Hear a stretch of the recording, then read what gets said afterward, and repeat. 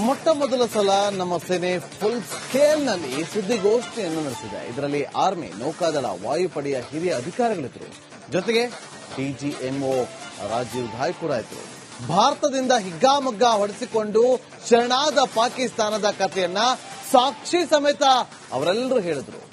ಇನ್ನು Pakistan social ಮೀಡಿಯಾದ video ಕೊಟ್ಟು ಉತ್ತರ ಕುಮಾರನ ಪೌರುಷ ತೋರಿಸೋಕೆ ಚಾನ್ಸೇ ಇಲ್ಲ.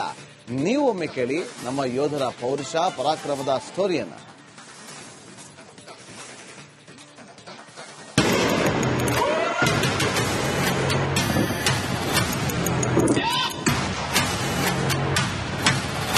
ಪಹಲ್ಗಾಮ್ ಉಗ್ರರ ದಾಳಿಯ ಪ್ರತೀಕಾರಕ್ಕಾಗಿ ಭಾರತ 100ಕ್ಕೂ ಹೆಚ್ಚು ನಟೋರಿಯಸ್ ಉಗ್ರರನ್ನ ಹೊಡೆದುರುಳಿಸಿದೆ.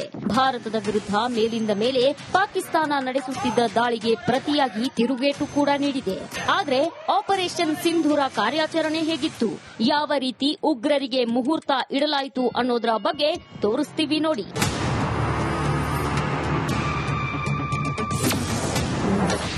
ಉಗ್ರರ ಪ್ರತೀಕಾರಕ್ಕೆ ಆಪರೇಷನ್ ಸಿಂಧೂರ.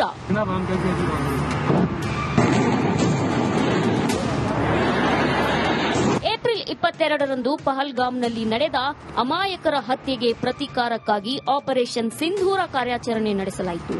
ಉಗ್ರರು ಹಾಗೂ ಉಗ್ರರ ನೆಲೆಯನ್ನ ಸಂಪೂರ್ಣವಾಗಿ ನಾಶ ಮಾಡುವುದೇ ಉದ್ದೇಶವಾಗಿದೆ ಅಂತ ಸೇನೆ ಹೇಳಿದೆ. Operation Sindoor was conceptualized with a clear military aim to punish the perpetrators and planners of terror and to destroy their terror infrastructure. What I do not state here, of course, is the often stated determination of India and its intolerance to terror. ಸಂಪೂರ್ಣ ಅಧ್ಯಯನ ಮಾಡಿ attack.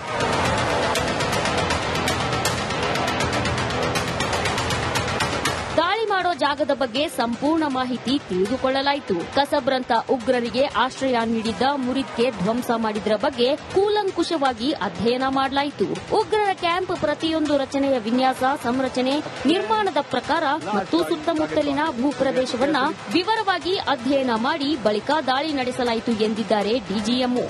Nefarious places such as Muridke, the hub center of the Lashkar-e-Taiba, has over the years bred infamous characters such as Ajmal Kasab and the likes of David Headley. What followed was a careful scrutiny of each of these sinister locations, their layout, configuration, even the type of construction in each structure, and the terrain obtained around these.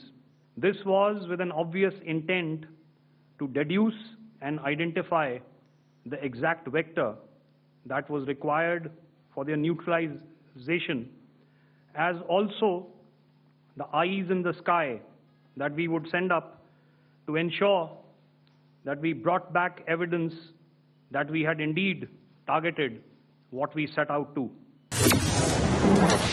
9 ಉಗ್ರರ ತಾಣ, 100 ಭಯೋತ್ಪಾದಕರು ಮಟಾಶ್. ಮೇ 7ರಂದು ನಡೆದ ಭಾರತದ ಒಂದೇ ಒಂದು ದಾಳಿಗೆ Pakistan full shake ಆಗಿತ್ತು. 9 ಉಗ್ರರ ತಾಣದಲ್ಲಿದ್ದ 100ಕ್ಕೂ ಹೆಚ್ಚು ಉಗ್ರರನ್ನ ಫಿನಿಶ್ ಮಾಡಲಾಗಿತ್ತು. ಅದರಲ್ಲಿ ಭಾರತಕ್ಕೆ ಬೇಕಾಗಿದ್ದ ಮೋಸ್ಟ್ ವಾಂಟೆಡ್ ಉಗ್ರರಾದ ಯೂಸುಫ್ ಅಜರ್, ಅಬ್ದುಲ್ ಮಲಿಕ್ ರೈಫ್, ಮುದಾಸಿರ್ ಅಹ್ಮದ್, ಪುಲ್ವಾಮಾ ಬ್ಲಾಸ್ಟ್ನಲ್ಲಿ ಭಾಗಿಯಾದವರನ್ನ ಫಿನಿಶ್ ಮಾಡಲಾಗಿದೆ ಎಂದಿದೆ ಸೇನೆ. That we achieved total surprise, and those strikes across those 9 terror hubs left more than 100 terrorists killed, including high-value targets such as Yusuf Azhar, Abdul Malik Rauf, and Mudassir Ahmed, that were involved in the hijack of IC-814 and the Pulwama blast. ಗುರುದ್ವಾರದ ಮೇಲೆ target ಮಾಡಿ ಪಾಕ್ ದಾಳಿ.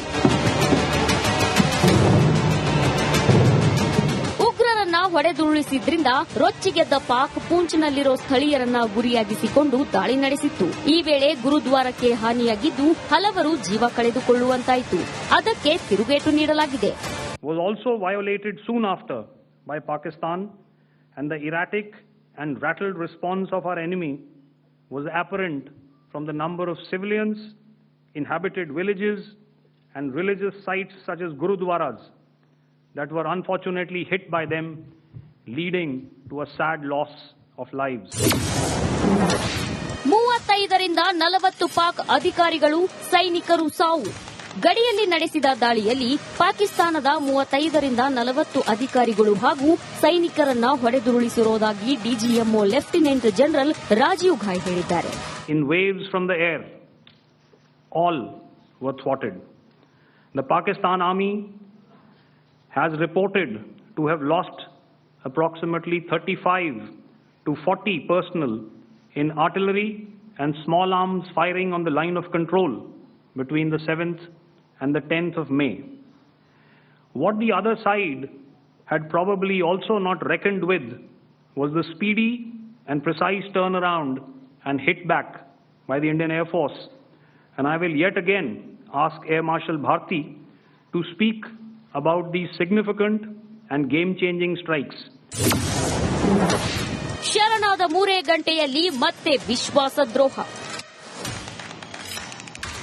ಕದನ ವಿರಾಮಕ್ಕಾಗಿ ನಿನ್ನೆ ಮಧ್ಯಾಹ್ನ ಭಾರತದ ಡಿಜಿಎಂಒಗೆ ಪಾಕಿಸ್ತಾನದ DGMO phone ಮಾಡಿ ಅಂಗಲಾಚಿದ್ದಾರೆ.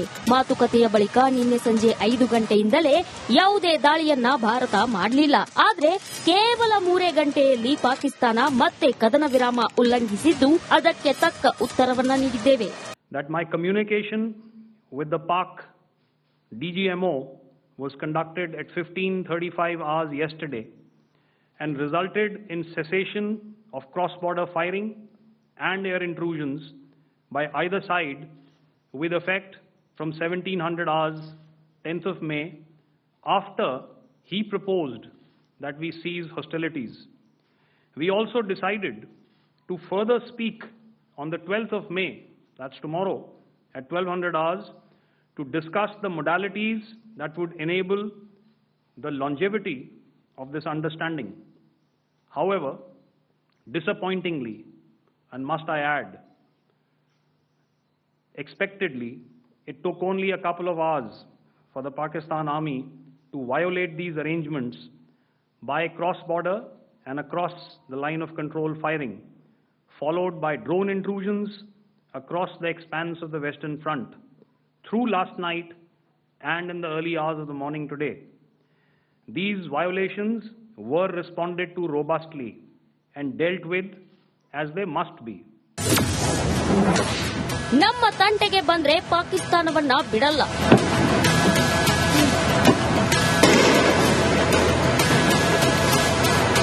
ಕಾಲು ಕೆರೆದು ಬರುವ ಪಾಕಿಸ್ತಾನ ಮತ್ತೆ ನಮ್ಮ ತಂಟೆಗೆ ಬಂದ್ರೆ ಪಾಕಿಸ್ತಾನವನ್ನ ಬಿಡಲ್ಲ. ಯಾವುದೇ ಹೊತ್ತಲ್ಲಿ ದಾಳಿ ನಡೆಸುವ ಬಗ್ಗೆ ನಮ್ಮ ಕಮಾಂಡರ್ಗಳಿಗೆ ಫ್ರೀ ಹ್ಯಾಂಡ್ ನೀಡಲಾಗಿದೆ ಅಂತ ರಾಜೀವ್ ಘಾಯ್ ಪಾಕಿಸ್ತಾನಕ್ಕೆ ಖಡಕ್ ಎಚ್ಚರಿಕೆ ನೀಡಿದ್ದಾರೆ. If repeated tonight, subsequently or later. In this regard, I must inform all of you that the Chief of Army Staff has earlier today conducted a security review and has granted full authority to our Army commanders for counter actions in the kinetic domain in case of any violation by Pakistan. ಖಡಕ್ ಎಚ್ಚರಿಕೆ ನೀಡಿದ್ರೂ ಮೇಲಿಂದ ಮೇಲೆ ಕದನ ವಿರಾಮ ಉಲ್ಲಂಘನೆ ಮಾಡುವ ಪಾಕಿಸ್ತಾನಕ್ಕೆ last warning ನೀಡಲಾಗಿದೆ. ಒಂದು ವೇಳೆ ಮತ್ತೆ ದಾಳಿ ನಡೆಸಿದ್ರೆ ಪಾಕಿಸ್ತಾನ ಒಡಿಸ್ ಫಿಕ್ಸ್ ಆಗಲಿದೆ. News desk, republic Kannada.